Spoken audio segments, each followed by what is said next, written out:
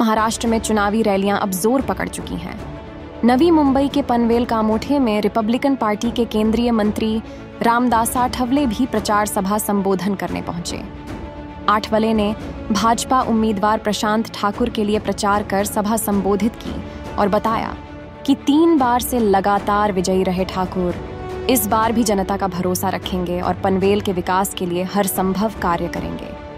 Media कर्मियों के जवाब देते हुए केंद्रीय मंत्री रामदास आठवले ने कहा कि नवी मुंबई अंतर्राष्ट्रीय हवाई अड्डे का नाम दीबा पाटिल के नाम से ही रहेगा और अन्य मुद्दों पर मीडिया कर्मियों के सवालों के जवाब में यह भी अपने अंदाज में बताया कि भारत का संविधान बदलने की बातें अफवाह थीं। मेरे बाप का बाप भी आए और राहुल गांधी का बाप भी आए तो संविधान बदल नहीं सकता।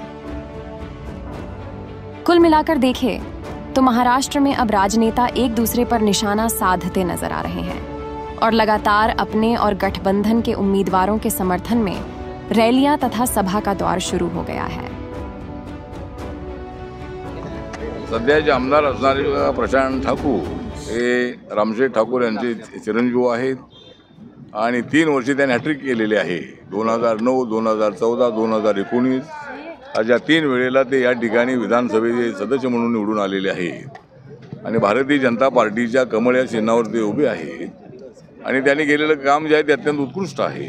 त्यांनी या पनवेलच्या विकासासाठी उचललेली पावलं जी आहेत ती अत्यंत महत्त्वाची आहेत आणि त्यामुळं या ठिकाणी जनता त्यांना प्रचंड मताने निवडून देईल अशी आम्हाला पूर्णपणे खात्री आहे। या महाराष्ट्रामध्ये महायुतीचं सरकार आलं पाहिजे यासाठी आमचा प्रयत्न सुरू आहे आणि लोकसभेच्या निवडणुकीमध्ये मात्र संविधानाच्या संबंधामधला चुकीचा प्रचार करून त्या ठिकाणी सर्वसामान्य माणसांना गुमराह करून त्यांची मतं घेण्याचा प्रयत्न करण्यात आला होता।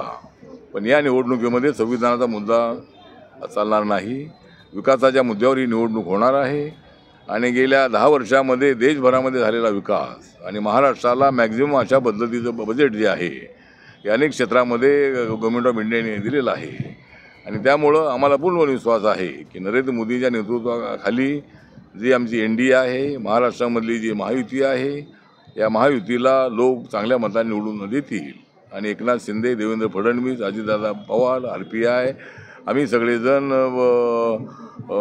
या निवडणुकीमध्ये आम्ही सगळे ॲक्टिव्हली काम करतो आहोत आणि या ठिकाणी महायुतीला सत्ता मिळेल आणि प्रशांत ठाकूर हे चांगल्या मताने निवडून येतील अशा पद्धतीची मला अपेक्षा आहे। सर, तुम्ही आरोप केलाय की राहुल गांधीचा बापाचा बाप आला तरी संविधान बदलू शकणार नाही।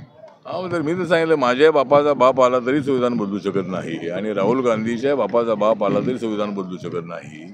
मला खोटा प्रचार करण्यात आला आणि अनेक लोकांची ब्लॅकमेल करून त्या ठिकाणी मागच्या निवडणुकीमध्ये मतं मिळवली, पण या निवडणुकीमध्ये असं होणार नाही आणि नरेंद्र मोदी यांनी खुद्द अनेक भाषणांमध्ये त्यांनी संविधानाची भूमिका मांडलेली आहे आणि संविधान बदललं जाणार नाही। संविधान मजबूत करण्याचा माझा प्रयत्न आहे।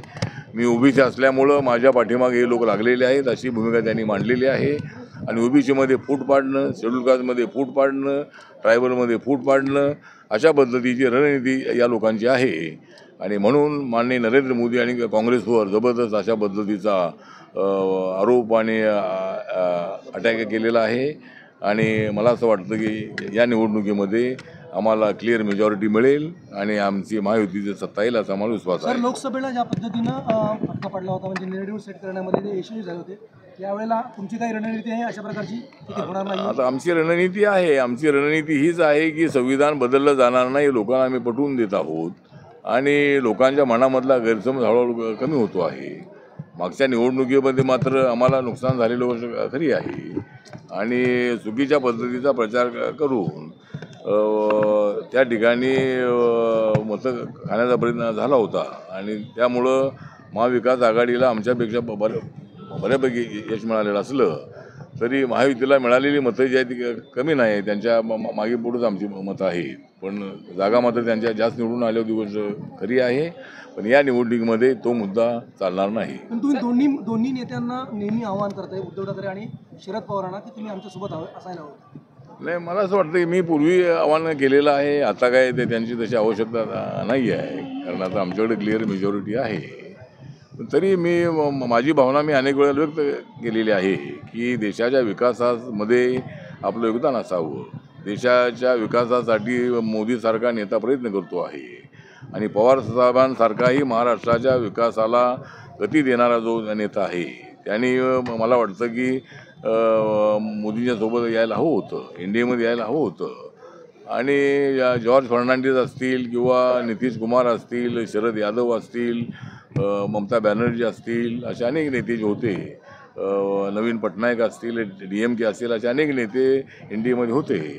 त्यामुळे मी जर आवाहन केलेलं असलं तरी ते लगेच आमच्यासोबत येतील असं आम्हाला वाटत नाही आणि आम्हाला त्यांची तशी आवश्यकताही नाही. आमच्याबरोबर एकनाथ शिंदे आणि अजितदादा पवार आलेले असल्यामुळं आम्हाला त्यांची आवश्यकता नाही. सर, पनवेलमध्ये RPIची ताकद प्रशांत ठाकूर यांच्या पाठीशी कशा पद्धतीने उभी राहील? आता आमचा जो पक्ष आहे तो RPI पक्ष हा छोटा पक्ष असला तरी वस्तीशी आमचा संपर्क आहे आणि रिपब्लिकन पक्ष जो आहे तो मोठा करण्याचा आमचा प्रयत्न सुरू आहे. येणाऱ्या महानगरपालिकेच्या निवडणुकीमध्ये रामशेठ ठाकूर, प्रशांत ठाकूर नक्कीच आम्हाला न्याय देतील आणि रिपब्लिकन पक्षाला त्या 4-5 जागा जर मिळाल्या तर त्या मागच्या वेळेला ज्या पद्धतीनं डेप्युटी मेयरपद आम्हाला मिळालं होतं अशाच पद्धतीनं यावेळेला जर ते मिळालं तर पनवेलकरांच्या दलितांच्या मनामध्ये एक चांगल्या पद्धतीची भावना निर्माण होऊ शकेल.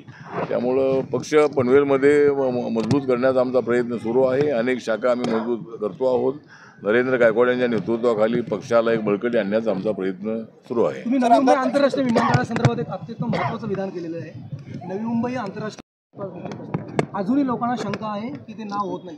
तुम्ही आता केंद्रीय मंत्री तुम्ही आता बोललात. मला असं वाटतं की शंकाचा विषय अजिबात नाही आहे. तो महाराष्ट्र सरकारने निर्णय घेतलेला आहे, त्याला भारत सरकारने त्याला ग्रीन सिग्नल दिलेला आहे आणि दिबा पाटील यांचं योगदान काय सांगण्याची आवश्यकता नाही आहे. दिबा पाटील यांनी इथल्या शेतकऱ्यांसाठी, दलितांसाठी, कष्टकऱ्यांसाठी मोठा संघर्ष केलेला आहे आणि त्यामुळं दिबा पाटील यांच्या एका अत्यंत मनमिळाव असणारे ते कार्यकर्ते होते, डॅशिंग असणारे नेते होते. आपली प्रभावीपणे भूमिका विधानसभेमध्ये त्यांनी अनेक वेळेला मांडलेली आहे आणि मराठवाडा विद्यापीठ नामांतराच्या आंदोलनामध्ये त्यांचा सहभाग होता. त्यामुळं त्यांच्या नावाला कसली अडचण अजिबात नाही आणि दिबा पाटील यांच्या नावानेच हे एअरपोर्ट राहणार आहे आणि हे आंतरराष्ट्रीय दर्जाचे जे एअरपोर्ट आहे हे एअरपोर्ट होणार आहे. त्यामुळं हजारो लाखो लोकांना त्या निमित्तानं रोजगारी मिळणार आहे. सर, पनवेलमधल्या विजयासाठी शेवटचा प्रश्न, आमदार प्रशांत ठाकूर यांच्या विजयासाठी आंबेडकरी अनुयायी असतील, बौद्ध समाज असेल, यांना काय आव्हान कराल? त्यांना हेच आव्हान आहे की प्रशांत ठाकूर अत्यंत मनमिळावं असणारं व्यक्तित्व आहे. प्रशांत ठाकूर हे रामशेठ ठाकूर यांचे पुत्र आहेत. प्रशांत ठाकूर हे BJPचे नेते आहेत. प्रशांत ठाकूर हे आपल्या दलित आणि बौद्ध समाजाचे जवळचे मित्र आहेत आणि म्हणून आणि ते अत्यंत कर्तृत्वान असणारे नौजवान आहेत आणि आमदार म्हणून त्यांचं काम गेल्या 3 टर्ममध्ये अत्यंत चांगलं झालेलं आहे आणि म्हणून त्यांना 4थ्यांदा निवडून द्या अशा पद्धतीची मी माझ्या बौद्ध जनतेला, दलित जनतेला आवाहन करतो आणि ते चांगल्या मताने